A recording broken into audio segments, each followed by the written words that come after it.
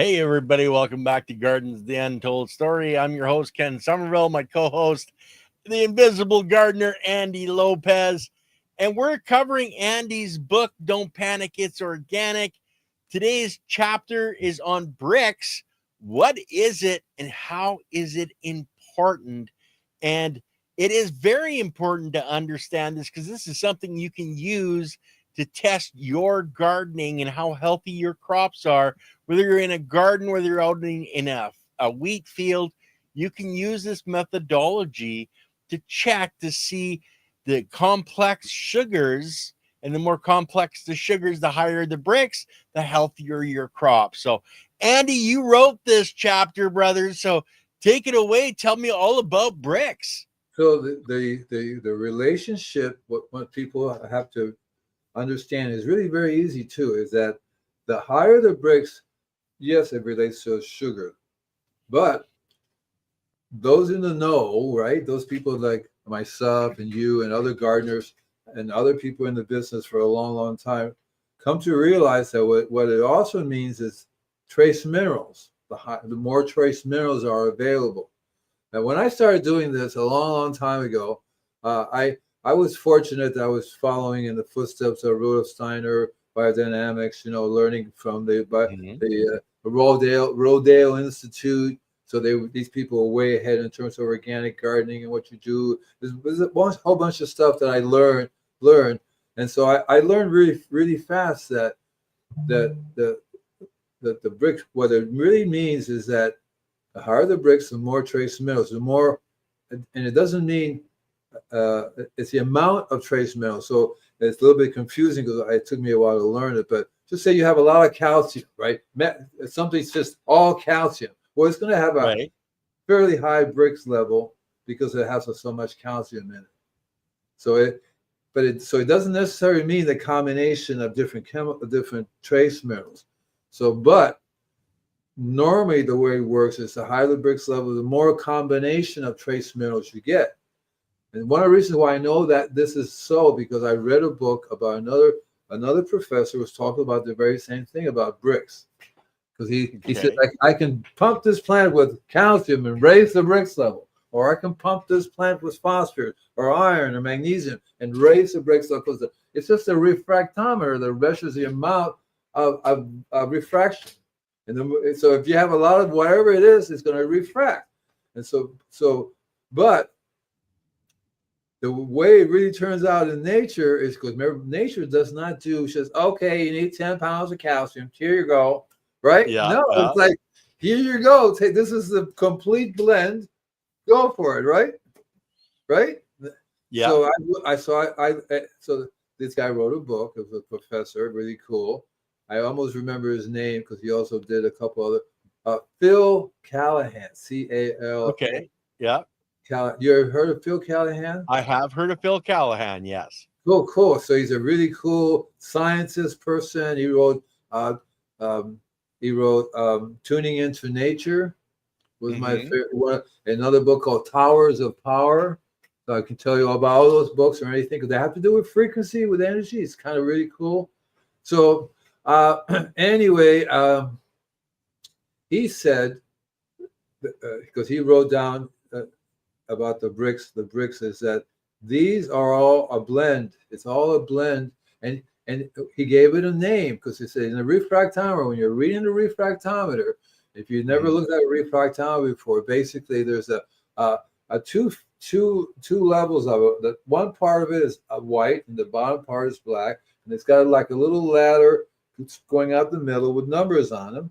So you have these numbers that correlate to the Brix, right? And when you're using something, the way it happens is that little line that you're looking between the difference between white and black will change according to the Brix level. So do you have a way to show it on your computer? I'm just looking at it here, Andy. Give me a moment. So while I'm talking, I'm also going to turn you on to the video. I have a surprise for you guys. So I'm going to do this now, and so you all can see it. Is it coming up? Yeah, I see it. I don't see anything. Is this me? Well, because you're on a different screen, but what's happening, Andy, is it's going deeper and deeper, so we're not really seeing anything. We're seeing the Oh, back end of StreamYard right now. okay. Let's just stop it. Okay, so I screwed up, didn't I? I'll try one more time. I thought, wait, I know what to do. I have it. I think I do have it. Well, that's weird. Okay, yeah. So let me just. It should be. I should have been able to do it already. All right. Well, I don't know what's going on. I think I'm just gonna have to go and get something to drink right now. I'll be right back. Okay, no. Okay. Anyway, Let me bring up, this is the I scale started for the work. refractometer. So there you go. You get to see it through there, and so this guy said he came up with this. Anyway, he calls it the fuzzy rule. Fuzzy, Fuzzy, fuzzy rule, right? Okay. And he said the way you can determine the combination of trace minerals is that line that you see. So if it's a level 23, you see that line, black and white, right in there. The fuzzier the line is, the more variation of the trace minerals you're going to get. More trace minerals you have. How's that? So he came up with the fuzzy line rule that by looking at it, that if it's really, really sharp, because like like I said, you can pump it with calcium and it'll be higher of that particular mineral, right? So basically, Okay. it won't give it. It also it doesn't. One mineral does not push the Brix level up really super high. It has to be a combination of all these different minerals that makes a Brix level up. Well, Okay, right? I think, Andy, if you don't have the combination, you don't have the building blocks that are building the cells that the refractometer is reading. So without, if you're just having one single thing, you can only Right. raise it so much. Where if you've got everything put together, then the cell is actually able to build the complete molecule that you're reading. Well, what happens is, and this I learned this from experience, plus also I would read about it in different publications that people study. So they would do these tests on plants, and they would give the plant, they would test the Brix level of a plant, and they would then feed it a specific combination of things, and then and test it, do it over and over again to see what happens. And they found that if you gave the plant a complete diet, that the Brix level will go up and will tend to stay up there and be up there for a while. But if you give Yeah. the plants a diet that doesn't have all the building blocks, so to speak, right? And Hmm. so the plant will go up there, but then it wouldn't be able to sustain it into the sugar. Well, that's like giving it a shot of fertilizer. It goes up, it looks beautiful, but it's still a very sick Exactly. plant. That's exactly it. This urea pumps it up really, really fast. People are so used to boom. But if you were Yep. to really look at that plant, the plant would be like, like right? It's not going to last very long. Every bug, every disease in the world is going to come and attack it. But let me go on some more. So I want to, because I could talk like this forever. But basically, I started using a refractometer. Let's see, early 70s. I'll give you a quick history. So when I used to go shopping with my parents, my mom would always get in trouble with the produce section because she would reach and stuff and bite at things. Oh, this is good. And put it back, right? I don't like that. And finally, the grocer and them got to know each other. So he would cut a slice and give it to her to try out. But so Hmm. for me, my experience has always been when I go to the store, I would try to figure out if it was sweet or not, and I would try to get the produce guy to cut a slice and let me get a bite of it. So if he was nice enough to do that, I could say, "Oh, it's great." But what I ended up doing is I would get, and it was kind of funny because the first time I did it, I went to the guy who was used to giving me a slice, right? But Yeah. I brought with me a refractometer that I had bought, and it was very inexpensive. I think that was the one that I got I have I got a refractometer when I started doing my radio shows. It was in the in the 70s, 71, 72, 73, 74, somewhere in there. I was doing my radio shows, Okay. and I was talking. I learned that the see I was using the refractometer to do not just my see my business has always been do people's properties, right? That was everything what I do about it. In my garden too, I I didn't use I never really used the refractometer so much in my garden because I could I felt I don't need it when I ate the vegetables, when I eat stuff. It's absolutely delicious, and you want proof, fine. The refractometer for me has always been as a tool for other people to use who somehow don't have it within them to be a natural gardener, so to speak. Right? You don't need a refractometer if if you're an amazing gardener. You never even, what is that? Okay, what you know what I mean? I never really cared for one because I could tell what's needed because I followed the philosophy of just give them everything. Just give them everything. They'll figure it out, right? You know what I mean? Rather Yeah. than you need to spay for this or spay for that. And that's what I do now with my property, with the properties I take care of. The liquids, people say, which of these microbes or which of these bacteria or which of these microorganisms or which type is it you use? I go, I don't all of them. I use all of them. Every single one of them, as many different varieties as I get my little hands on, and more. If I find new ones, I definitely will even go.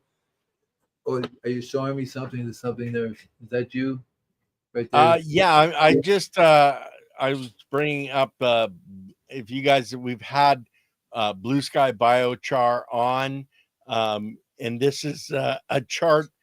If you're purchasing a refractometer from their company, this is a chart that they have for vegetables and fruits. What your refractometer should be reading. Like here's another chart. You know, if you have your refractometer in these scales, you know, the higher the scale, the less likelihood you're going to have a problem.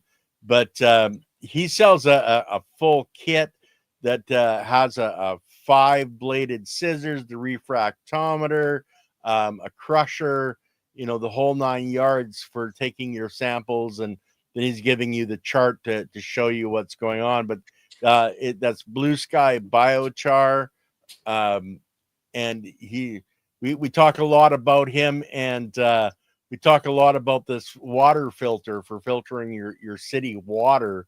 But anyway, that's what I was looking at, Andy. Yeah, I know. It's great. When I started doing this, I didn't have Michael around to make a kit. Yeah, It's yeah. like, and so I was going to eventually get around to it because you really have to start somewhere. And what is it? What was it? $100, something like that for the kit, right? 138 Uh, bucks, something like it's that, right? $139 US. That was close, 138. So and that's like, that's saves me a lot of trouble because when for example, I have for my refractometers, the first one I got, I also had to get a piston and a motor so I could crush the Yeah. leaves. I also had to figure out a way to get the samples. Uh, Hmm. and you have to work it all out. But now you can buy a little kit from Michael, which has everything there for you. Really cool scissors that you can use to cut with, a refractometer that's you can go to the that's the other thing. So you can go on to Google, you can go on to Amazon. You're gonna find thousands of refractometers, and you're gonna go, what the heck is going on here?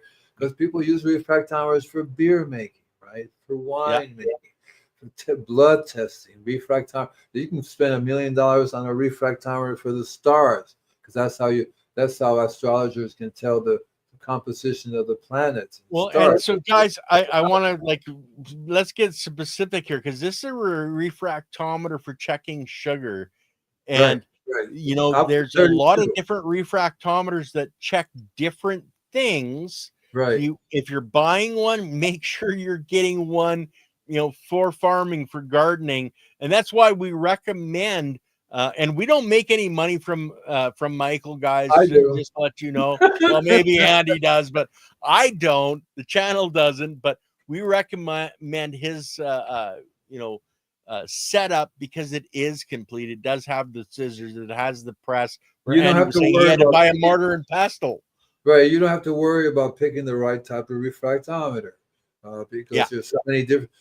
But usually, if you were looking, the ones for beer would be fine. They will work identically for your purpose that you need. There are some you don't need to go up to the 30s. You don't need to have a refractometer that's broken up into 100 units because that's ridiculous. You'll never be able to get anything up to 100 in terms of plant levels. But this way solves your problem. You have a little kit. I have it here, as a matter of fact. I don't go to bed without it. I take it with me everywhere I go. Here's my little kits here. As a matter of fact, this is the refractometer. Can you see it? Yeah, cool. Here it is. Look. Yeah. Oh, look at this. This is fun. See, here's the refractometer. Yeah. See, here's the kit. Hey, Michael, I'm giving you a free ad here. Oh, here's the scissors. This is really cool scissors. For me, when I had scissors, I had a problem. You have to cut it. One is really shredded. This is like a shredder. There you go. Right, it's a little shredder. Yeah. See all the scissors together? It's very, very cool. He didn't invent this, but he figured out somebody was selling it, and you can't find this stuff anywhere. You really can't. So, and I think that are you going to be putting in the description? Could you put in a link to Michael's site? Yeah, just give me a second, and I'll copy it. I'll send you guys right to the link for this particular kit. So there. I wish I had a refractometer in my youth because it would have been a lot of fun.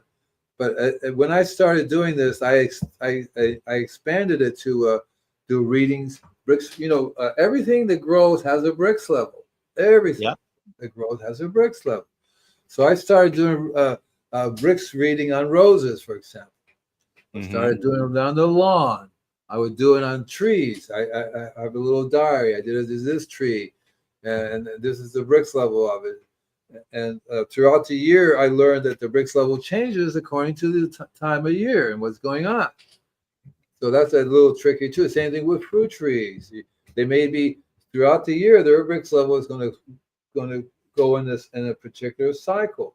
And it's interesting. So there's a Brix reading. It's different. So on a fruit tree, for example, there are different places you would want to do a Brix reading. The standard, the normal way of doing a Brix reading, you take the fruit, right, and you do a Brix reading. I think, but see, I ain't normal like what she says. No, you're as normal as anybody else out there, Andy. Who was it that just did a little interview? She says, "I ain't dead."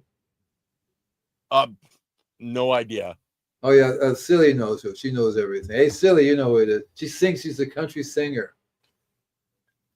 Anyway, no idea, Andy. But if you're looking for health through the entire season, which means that fruit you get at the end is going to really be at the top of the Brix, that's where taking the sample in the vegetative cycle of your plant and having the Brix at the max there, you're going to just compound that health and vitality into your fruit. And that's where, Andy, you take Brix readings in all the different stages, correct? Right, exactly right. So otherwise, you really won't know what is the optimal Brix level for that plant. You have to actually go through a series of years just to understand. That's what I did for me. So when I looked at my fruit trees, for example, I've learned really fast that I can do a Brix reading of the leaf and of the flower and of the fruit. Right. Okay, so that's what I want to do. You want to take the leaf and do a Brix reading for that, and then also note when. I would say that this is the time of day and this is the year, the date. You figure out. I'm going to stop you right there for just a second, Andy. Sorry, brother. I keep interrupting, but guys, the one of the keys that Andy just mentioned is having that book and keeping notes, time of day, the Yeah. temperature, the Yeah. Brix reading. Yeah. Those are the things that are going to give you an Yeah. overall reading of the health of your property. And that's what you want to do. You want to customize it for yourself, for what you need, for. I wish I had a farm, because by now I would know the whole cycle of everything growing on my farm. I would know all the Brix level of what a citrus is of the. So you have a citrus, but I'm talking about the citrus tree, and then there's the fruit, right, and the flower. They're all very cool. The same thing with roses. They have a certain Brix level, and then it's broken down. Different varieties of fruit trees, different varieties of trees, all have different Brix levels. So you have to basically go with what's good for. So the one reason why there's no such thing as a book for it, because it differs. A healthy plant will have a different. So take four trees the same. Four fruit trees are identical and everything the same. They're going to have slightly different Brix level depending upon their health and upon the variety that they have, right? So and the same thing with apples. You have all these different varieties of apple and fruit. So everybody's got a different Brix level. So you're going to have to just say, this is my apple when it was the healthiest. This is when it tastes the best. This is the Brix level for it. And then you use that as a model to say, you can never get. It's never too bad to get to Brix level too high, right? You just have to not let it drop. And that's what basically is what you do. You say, well, this Brix level is dropping here. What's going on? And it shouldn't be dropping, right? And that's and that's where, Andy, you would use a foliar spray at that time to help get those Brix levels up. But when we started the conversation, you were talking, about the minerals, etc. When's the best time to have that? Like, is it should you be putting those minerals in your compost and then adding it to the base for the plant? Or when's the best time to get those minerals in there? Or is it, good to put it in a foliar spray of some type? So I've learned that, ideally, if you make the compost, that's where the minerals go into.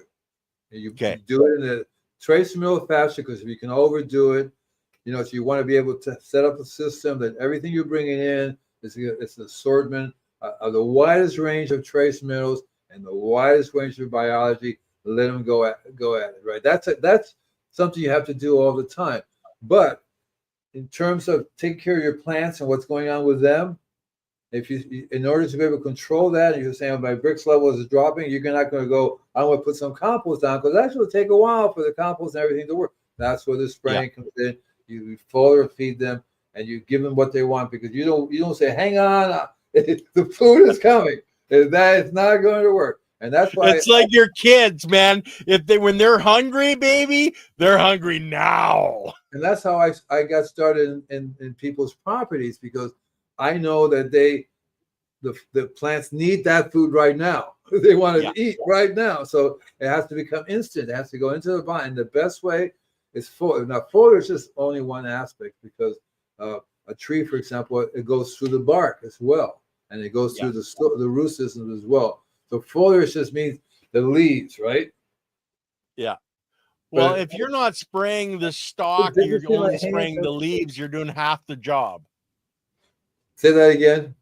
If you're only spraying the leaves and not spraying on the stalk of the plant, which, the bark, that's part of your stalk of a tree, but even a normal tomato vine has the stalk, you should be spraying the entire thing, because it's all made of cells, and you're trying to make all the cells healthy so that you have an entire healthy plant. And you soak the soil all the way around it. Not to the point all the way around. I do the whole property, because I started saying, I'm going to foliar spray this fruit tree. Yes. And I'm going to soak this little bit of soil right here. And I'm looking around and going, well, maybe I should soak this. Maybe it's like, so ideally you want to treat the whole property with the constant, the foliar application. That's why when I do, because in nature, you know, remember we talked about the biology is not just in the air, but in the leaves, basically Yeah. everywhere, right? Well, that's what I'm Yeah. trying to do, imitate nature by spraying it, right? Getting it up in the air, getting it going. We spraying on the side of the leaf, on top of the leaf, on the trunk, on the branches, and the soil. And you want to get it down into the soil. That's probably there's a. It's really very. It looks like it's easy and it's not important, but it's actually the most important thing because this soil is a long term something you can be Yes. doing for a long term. See, so when you're spraying the leaves and the trunk and uh, those things are short term. They absorb the nutrition and the food and everything immediately, and they start using it immediately. Well, depending on how healthy they are, whether they can use it to what a degree, you know, but they do absorb the vitamins and minerals, so to speak, right? But Yeah. but what's when you spray the same very same liquid into the ground, and if you have something down there that's ready to for them to move into, then it's a wham. And if not, Yeah. you're basically what you're doing is just you're feeding it, you're activating the soil a little bit. You're trying to get the roots to absorb the nutrients. You're trying to get some of the biology to stick around, find a little place they can just move into temporarily. But it doesn't work in the long run if you don't actually bring the housing right for them Yeah. to live in. So that's the sooner people can get together, the composting of the soil, which to me the composting is the healing of the soil. You want to get this medicine and put it in there, and it's supposed to be really, really super alive with all the biology, and that's like a band-aid, right? It's like a when you have a burn, you put something on there you want to heal, right? Did I Yeah. miss something? Oh, Hi, just cousin. Serena, our Wait. wonderful young lady that loves to crack jokes in the chat, guys. So watch out for Serena's jokes. She's got some amazing ones. So anyway, for me, a refractometer is an excellent tool that you can use. By the way, I have one. I have a book that's maybe there. I'm going to look. You can talk. I'm going to go down and get the book. Okay.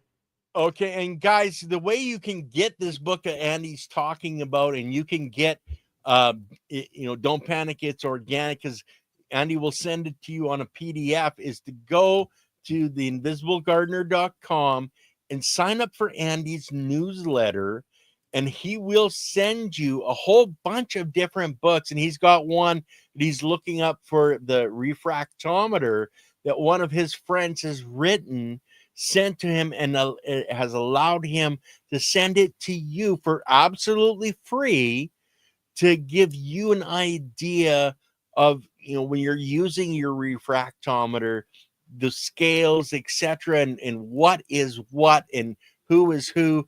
But guys, remember, it's all about the biological in the soil, in the plant, in the leaves, in the fruit. You need to have that biology, like we've talked about the minerals. And if you have the minerals, you can put on all the minerals on top of the soil that you want. If you don't have the biology that's going to grab those minerals and break them down and make them plant available to be able to build into the cells of the plant, now you're chopping up that leaf, you're looking at the cells of the leaf that's in there, and it's the healthy cells full of those minerals, etc., that's giving you that reading. So you have to have the biology. That's why the soil is so important, and foliars are great. Soil drenching is long term. A foliar spray is really a short term, or to help boost a plant that is already healthy, making it so that it doesn't have to work so hard for it to have and build those healthy cells. So So you you can know you can see the book. can you blow it up, Andy, so it's a larger print? Blow it up. How do I do that? This is so hard, isn't it? Oh, maybe I could do that. No, I don't know. Yeah, I don't know check how on to the blow it up. How it do I should be a do it? plus and minus sign somewhere on the on there. I think right at the Look, top on the right blow it hand up. side Oh, I there should see. be a up. There we go. Yeah. Holy And then Francis! we can see it more. A little, bring in some more, Andy. You're always picking on me. Yeah, How's that? yeah. Is that good? Yeah, using a refractometer to test the quality of fruits and vegetables. Right. Okay. So let's just do this. Anyway, uh, this you get this. It's a PDF form, which is basically an ebook, and uh, uh, uh, I told him that I would never sell it. So and this is like 20, 30, 40 years ago, 50 years ago. I don't know Right? what it is. I don't know what it is. It's really hard to say. It really covers the subject really, really well. And we were old friends, and I've given this book away for forever and ever and ever. And so he studies Rodale too. See, we all Rodale stuff. If you know anything about him, you'll love it. And so the book is very interesting. So I'm just, by the way, what I was trying to talk to you before was called Page, Poor, Average, Good, and Excellent. See, Page. Okay. Poor, average, good, and excellent. So when you have a Brix reading in the poor or average, you know you're gonna have pests or diseases. Good, the percentage drops down, and excellent, forget about it. Nothing's gonna touch them. As a matter of fact, you may have to put them in the vegetables in a cage. Look out for your children. They're going to cover you. Actually, that leads us to this joke that Serena wanted to make sure that you saw, Andy. Why was the garden haunted? Because of all the ghost peppers. Oh my God! Ghost peppers. Don't talk to me about ghost peppers. Even thinking about it, my eyes are already watering. I mean, I had some ghost peppers just yesterday. I mean, they're amazing. I think they're one of the hottest peppers on the planet, right? I think something like that. Yeah. Now, Serena did have a question that we didn't get to on Monday's show that I think that we could probably answer on this one. What draws gnats to plants, and what nutrients do we need to add to a potting mix or seed starting mix to discourage them, in addition to moisture control and covering the surface? Okay, so gnats, remember, they're tiny little flies, and what attracts them are basically when food and things start to evaporate, it gives off a gas, and that attracts them. So it depends. You didn't say what the gnats. Did she? Did she mention what's being attracting the gnats? Was it a vegetable? It's in her potting mix and seed starting mix. She's getting the gnats. Right. Okay. So they're growing in the soil. So you're getting them into the soil. So one of the things that you have to learn how to do is it. She didn't say it was indoor or outdoors. Probably outdoors, because that means that the little gnats are laying eggs in the soil and then they're hatching. That's why you see so many of them flying around in there. And so there are a couple of things you could do really easy. I assume you drink coffee. I don't see I can't see the comment. I don't know how to switch. Yeah, Andy, I think if I think it's at the very start. So I think Serena actually is starting her stuff indoors, you know, or in a greenhouse, and that's where gnats are really going to get bad. But so Tony actually has a suggestion, and I really want to talk about. Wouldn't neem cake help with this? And Andy, what's your feeling on neem cake? Because some people love it, some people don't. I always tend to go with simple solutions rather than getting too complicated. Even though neem cake would be very effective, there are many. If you have an access to it, and if you've done it before, I have no problem with it. Remember, I think it's an herb or a part of a tree. I think it's a neem tree. Yeah, right? It's an oil base. Yeah, from the tree. So there's so many different things you can buy now. They're totally safe and clean to use, just as long as you don't forget the original reason why this is happening. Because remember, these deal with the effect and not the cost. So you always want to deal with the cost all the time. Always deal with the cost. And so basically, it means that you don't have the biology in the little container that they're growing in. Yeah. That's what's really going on, because if usually the biology, always the biology control these things. And so if the biology was very active, they would not be laying their little eggs in there. They're saying, "Oh, this is a cool spot." And, Yippee! Rick wanted to point out that rove beetles eat gnat larvae, and this is one of the wonderful things about creating an ecosystem is you can attract the predators, and the gnats are going to be the prey. So the more you can balance everything out and having a complete ecosystem in your garden, in your indoor grow, in a farmer's field, the better off you are. Are we still? Am I still sharing? It's there. I just pulled it down because you want me to bring it back up for you? Yeah, just let me just go through it real fast, guys. I know this is boring. Are you there? Testing, Yep, testing. it's there. Okay, right. So this just shows you how you do the reading with the refractometer. You put a drop on there, right? You look through it. There it is right there. What I want to show you, some of these, you don't worry about the original Brix. All this stuff, you can read it when you get the book. This is the same thing you're going to get. I just reading right from the cop, right off the PDF file. But what I want to show you, that's his name, Dr. Kerry Reams, right? That's really cool. And so let me show you the charts. This is the best part of it. Look at these charts. Here's the vegetables on the left. Asparagus. You see poor, average, good, and excellent. That's what you want. You see what I mean? And so you want to be in the excellent range all the time. And not just for the best. Unfortunately, it even has grasses over here. Look over here. You'll see on the right side it has grasses. So you have here are the grasses, alfalfa grain, sorghum. But I got carried away, and I also do the regular lawn that you grow. Hey, that's a plant that's going to help provide energy into your soil structure, and so those grasses are actually important. Yeah, they are. But here you get to see all the different levels to work with, right? And so these charts are very, very useful for you. You don't have to go invent them. Somebody already went through the trouble. This guy was a crazy nut like me, and I met him. We had some interesting discussions. So you have here the apples, for example, 16 and 16 is excellent. For example, that they have 18 there. In my humble opinion, excellent should be like 23. But and also remember, the different varieties of apples will have different excellence.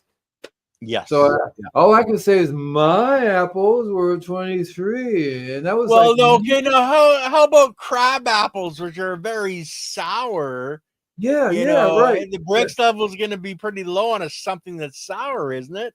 That's right. So it's only measurement of the sugar, not the combination of the whole thing, right? See, right? Yeah. And on the right side you have onions and parsley. So these are very, very good. The levels are a little low on the excellent range myself, because I would redo this and bring it into the 20th century kind of thing, or according to what I felt it was. Here's the corn and there's roses. See, look at that. They don't even have a poor, average, and good under roses. It's a blank right there. See, look. Right? Yeah. So you only have one. That would basically be excellent for roses. Isn't that cool? Yeah, so, exactly. And I think everybody should, go for the excellent mark, because then when you consume these, then you're getting all that health and nutrition into your body. So that's where you're a cattle farmer, test your grass in your pasture to make sure it's healthy for your cattle to eat. The healthier the grass is, the healthier your cow is going to be. So I have this book. I have this chart I made for aliens, and in which I have all the different humans on this side and the different way they taste. That's just okay. I think that's too far out in the left field. Okay. So here we have the watermelons, tuna, cherries. There's lots and lots more vegetables, because I would break the herbs down to different herbs. They're very different as well. And then of course all the fruit trees, all the fruit. he classifies them as one thing, peaches, right? You ever had Georgia peaches? You're not gonna they would go up to 20. So the peaches, what they have 20 here. So Georgia peaches to be at 23 and 4 and 5. I mean, it was like I don't remember because I blanked out after having a case of them. Right? Yeah. Too much sugar, but I pulled that off, Andy, because I think we get the idea that in this book you can get, if you go and join Andy's newsletter, you can get this, and the charts are extensive in this book. Lots and lots of nice charts. And what I would do is expand on it, get yourself a notebook, start writing down make your own little boxes and do readings for everything you have around you. You'll be surprised how, and eventually you don't need that anymore. I mean, it has to be, it's your nature. I'm an Aquarian. I don't really like doing that. I just like growing. But there are other people that like to do these things. And that helps them become a better gardener, a better growing it, especially if you're doing it for a living, because you can go to other people's property. You go, your roses are a Brix 10, right? Right? Yeah. Right? That makes a difference too. Yeah. Well, the healthier all your plants are, the better off you're going to be in. Serena, I'm sorry, but if you have gnats flying up your nose, the only thing you could do is maybe some bug netting, mosquito netting, something like that. Let me ask you a question. First of all, if you drink coffee, put some coffee grinds in there. Coffee grinds, we're going to blend it all together, right? The caffeine they will not like that. Okay, so if you don't mind garlic, you can always spray a little bit of garlic, or even take crushed garlic and sprinkle it into your soil. That works really, really, really good too. You can do that. Do you use turmeric? Hello, tell me you use turmeric. So neem is very good, except that the only thing I don't like about neem is that it's not. I kind of feel that eventually it will damage the biology, and it's very, very strong. So you want to use something that's kind of mellow. They don't really like hot stuff. Like you can't put cayenne pepper in there too much without causing damage. Farmer Cheryl says neem can impact the taste of fruits and veggies. Right. So for roses and your perennial plants like that, go for it. But for a lot of fruit crops, neem can be, well, it's the old saying that Leighton has, don't be a moron. People think, okay, a little bit is great, so I'm going to put on a lot, and all of a sudden you're throwing things totally out of balance. So in anything you're using that, like that, less is more. But like a lot of people, this channel really started out from the cannabis industry, and neem was something that was used a lot in the cannabis industry. But like Andy said, if you get your soil in balance, and you have that life in the soil, the gnats aren't going to be there, or they're not going to be very much. You might see one or two, but they're just not going to be there. It's all about that balance. So remember, there's a short-term and a long-term solution. The long-term solution is always getting the biology back in shape. It's not going to happen overnight. It's not going to heal overnight. Short-term solutions, there are lots of simple things you can do. Yep. Like I was saying, you can take the coffee grinds, put it in, mix it in. But you can also buy cold brew coffee and make a mixture. You have to figure out how strong it is. And you can mist around with it. That will kill them on contact and prevent them from coming around.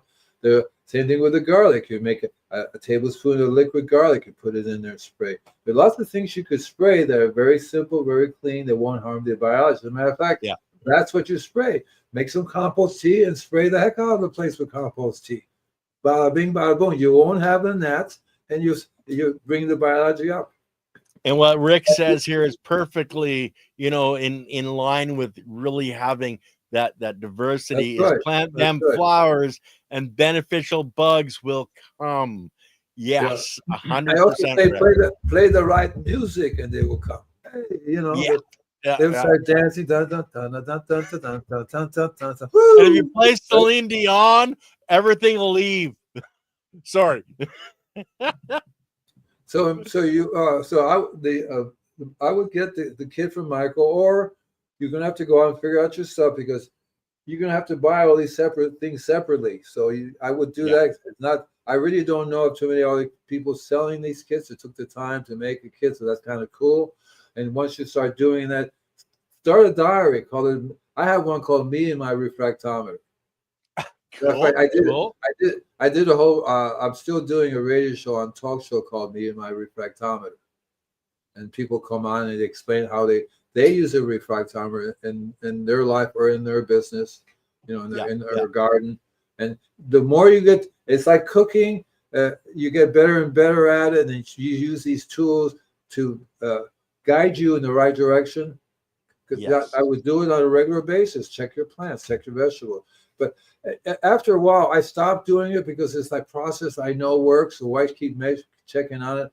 But if you're a beginner at this, or if you really want to learn more about it, that's what you do. That's one of the best tools that you could use, and it's very simple. And there are basically different types of refractometers. One of the things I was going to show you on the video is there's analog and digital. The digital, the cheapest one I found was $300. I don't like it as much because it's digital. You can't do it outside. You won't be able to see the reading at all. You have to bring it in the car. It's easy to break. Needs batteries, the Yeah. whole 10 yards. And the analog, $35 for the cheapest one that I bought that I have, and it works very, very nicely. And so, but just remember the readings. Just remember beer making. Beer Yeah. making. That's all you need to know, because they have so many different varieties of them, so many different things there. You're going to go, what the heck? And then get a diary, and everything you measure on a regular measure. If you want to grow sprouts, measure your sprouts. The refractometer read on the sprouts that you're going to eat. You'd be surprised. You want to get that's one thing I did. Get the sprouts to go up higher, 30s, up 32, 33, 34. I swear they taste differently. I mean, maybe it's just in my brain, but they do. There's a reason why their Brix goes up, and it goes up according to how good I get at giving them trace minerals. That's what it is.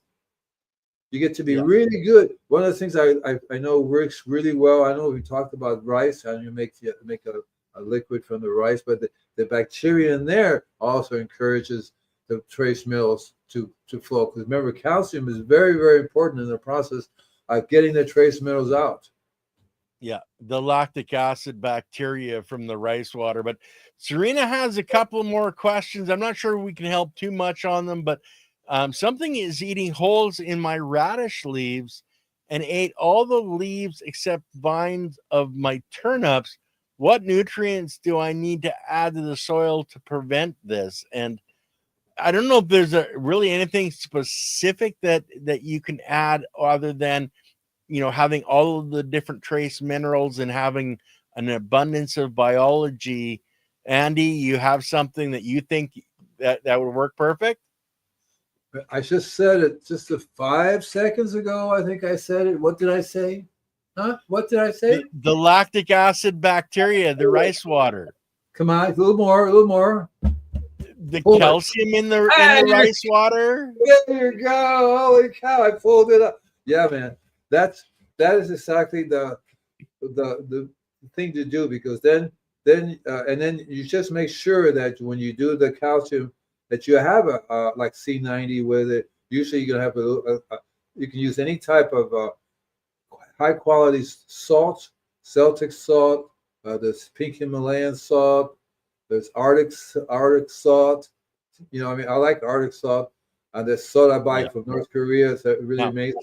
A sea salt, guys, and make sure it's not iodized. If it's iodized, they've actually taken all the goodness out of it. All the good stuff out. A sea salt is what you're looking for. And there's what does Rick say? I can't read it. Hold on. Plants and flowers. Yeah, he sells. There's 2 questions. Which rigor rack farmer does Mr. Whitman sell at Blue Sky Biochar?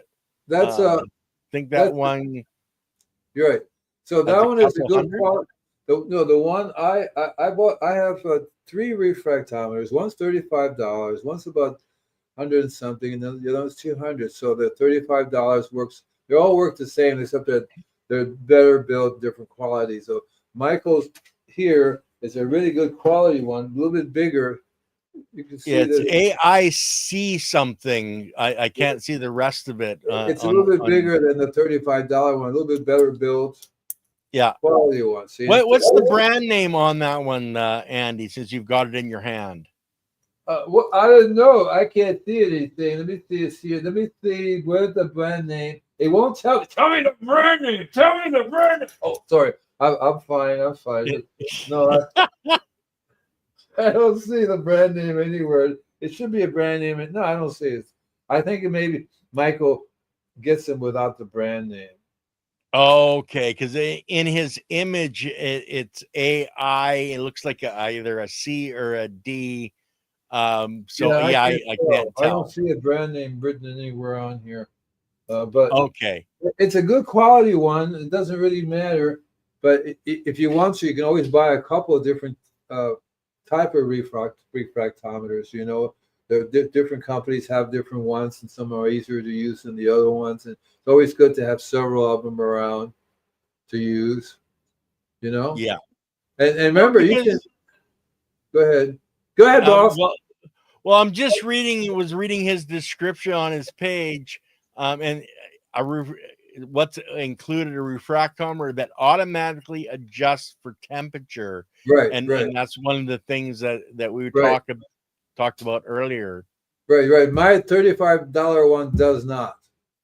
The $100 and something does. I forgot. I'm glad you mentioned that, because if the temperature, you have to. There's a little knob that you get a screwdriver to use it to adjust the current temperature that you're using. So summertime might be different than in the wintertime. See what I'm saying? The cheap one, you may have to manually adjust it. And the other ones, they do it by themselves. I don't know. That's why this one's cheap, right? That little thing costs a little bit of money. Yeah. And Rick was asking if the scissors come with the kit. And yes, they do. They come with the kit. The kit again. You get the refractometer. You got a couple. Yeah, there's the kit. See? You get the scissors. That's the crusher right there. Ken, that is the crusher. Yeah, I'll bring that up.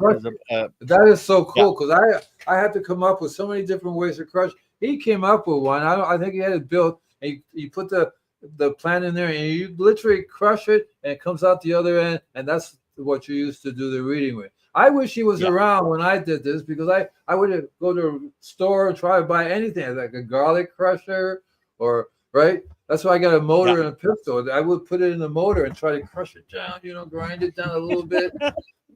Right. So that's so cool. It saves you a lot of trouble. I'm not kidding. And Michael, I want 50% commission here. Okay. I want 25.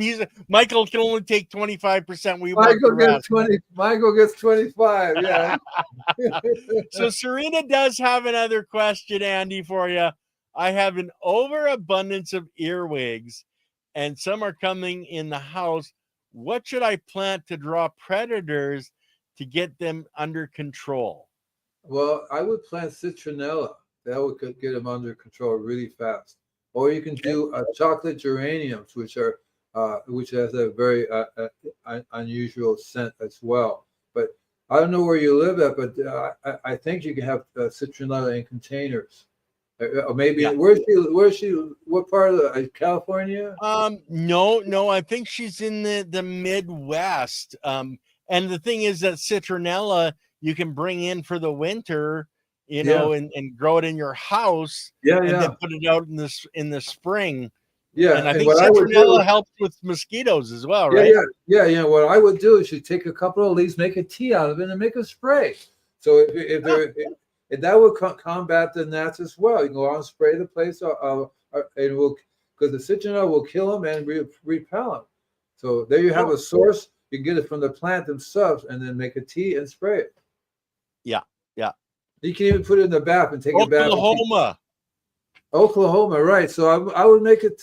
I would grow in a container. It's a beautiful plant, and then learn how to make a little tea from it and spray. And you can put a little bit in your bath, because then you will have that nice citronella smell. And Lily says, "Guys, who go up today." are beautiful plants and also effective for mosquitoes. Yeah, Hanging baskets are nice. that's right. That's right.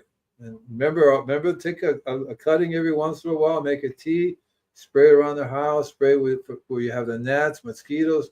You know, it even works on elephants, tigers, and bears. No, they Okay. smell it. And snakes, Yeah. they would smell it, definitely. Raccoons, any creatures out there would go, I'm out of here. No way. Good way to keep coyotes out of the yard. You have to be careful with the cat or a dog because they will be very sensitive to that. That's the only thing I would say. In other words, don't spray them in the nose or in the face with it.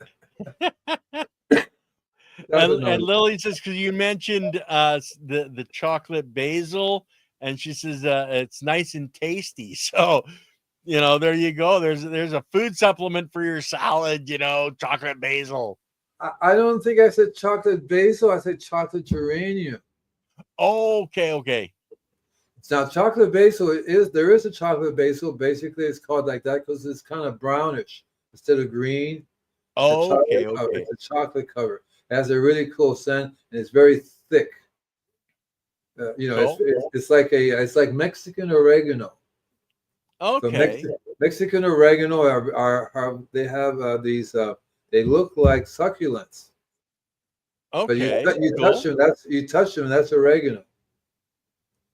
That's the other thing I would learn. If you have herbs, make a tea from herbs and spray those around for any gnats, anything, any flies and mosquitoes, anything that's bothering you. You have the tools right there to make your own tea, and then you'd be surprised how easily that would work. Better than having to buy something, even though the product may be safe. It's easier to make your own.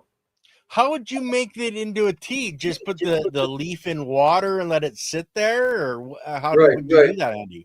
Well, there's two ways. One is you just basically you can either if you wanted to make a tea, you could either bring the water to boil, chop up a few leaves, let it sit in there for maybe 10, 15, 20 minutes, and then you can add some lemon juice to it. Or if you wanted to spray, you can boil the water a little bit, boil the water for maybe a half hour to really get and then strain it out, and you have you can spray the liquid. Or you can Cool. what I do is I make a concentrate from it. So my mom taught me how to make these poultices for people, so that it's like a poultice. So you can get wine, you can get vinegar, you can get alcohol. There are a bunch of different liquids you can use. It depends on what you're going to use on the plants. What I do if I'm using it on plants, but I don't want to use wine or alcohol or anything like that, is I would basically get whatever plant I want to make a tea from. I'm spraying, but it's not tea to drink, it's spraying tea to spray. Right. I have this biology. I would take the liquid, that's the biology, soak the plants in there. I would close it off and let it sit for a few days, and then take that, strain it out, and that's what I would spray. Not as a concentrate, but maybe 1 cup to a gallon of distilled water, and spray the plants with it. Yeah. And even then, I would still probably take some milk, and add it to the biology and spray it, because calcium is very good for pest control and diseases as well. That's one of the things that strengthens their body, and the bugs, almost immediately reject it. And if they get it on them, they get that bacteria on them, that they've had it as well. Yeah. And Do you guys it's like my very background, important. guys? Yeah, it What's is. that? I was saying, do you guys like my background? See? I love your background. It's got some biology, some roots, some flowers, some mushrooms in there. That's my It's got brain everything. on drugs. That's your brain on drugs, you said. Yeah. Anyway, guys, we're at 59 minutes and 20 seconds. Next What we week's doing this week? show is chapter 8 of Andy's book, which you can get by going to his website, join the newsletter, and you can get copies so you can follow along. But it's called Compost.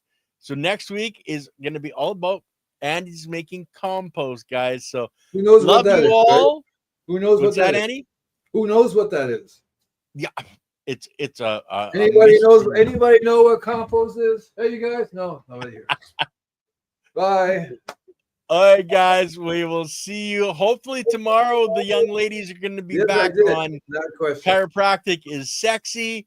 And then, of course, we've got a wonderful show on Monday, the testing lab that's testing for biology that Leighton was talking about on the last show or the show before. She's going to be coming on and explaining what's going on with those testing and how to read those tests so you can understand the biology that's in your soil, which is one of the most important things you can ever find out about your soil, guys. Well, Anyway, I'll what's watch that? that one. I want to watch that one. Oh, well, it's on this coming Monday, Andy. Anyway, guys, take care. Love you all. We'll see you all soon. Bye.